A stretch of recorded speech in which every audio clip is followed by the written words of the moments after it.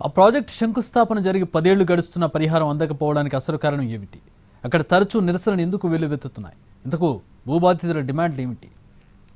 జిల్లా కిష్టరాయనిపల్లి రిజర్వాయర్ నిర్మాణ పనులు ఒక అడుగు ముందుకు 2 అడుగులు వెనక్కి అన్న చందంగా మారాయి. ప్రాజెక్టు పనులు నిలిపివేయాలని భూ నిర్వాసితులు ఆందోళనలు చేయడం పరిపాటిగా మారింది. పరిహారం విషయంలో అన్యాయం జరిగిందని దశాబ్ద కాలంగా నిరసన గలమెత్తుతున్నారు.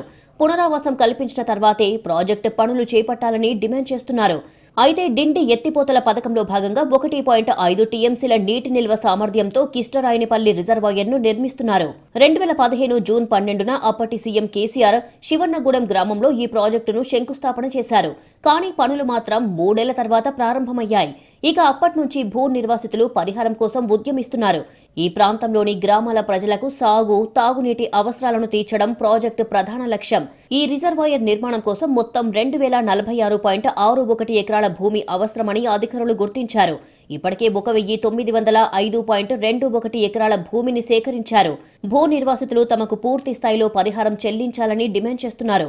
ఆర్ఎండ్ఆర్లో భాగంగా పునరావాసం కల్పించాలని పట్టుబడుతున్నారు.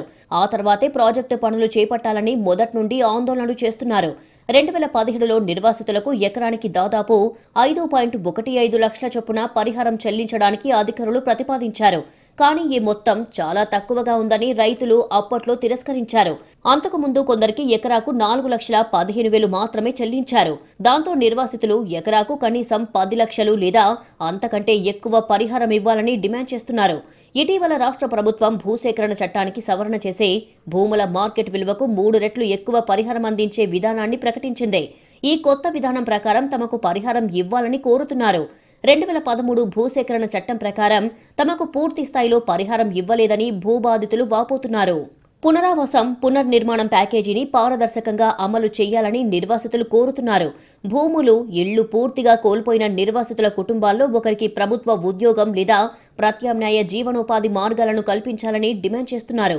ముంపు బారిన పడే గ్రామాల్లో గ్రామ కంఠం, భూములకు హక్కు పత్రాలు లేని వారికి కూడా పరిహారం అందించాలని వేడుకుంటున్నారు.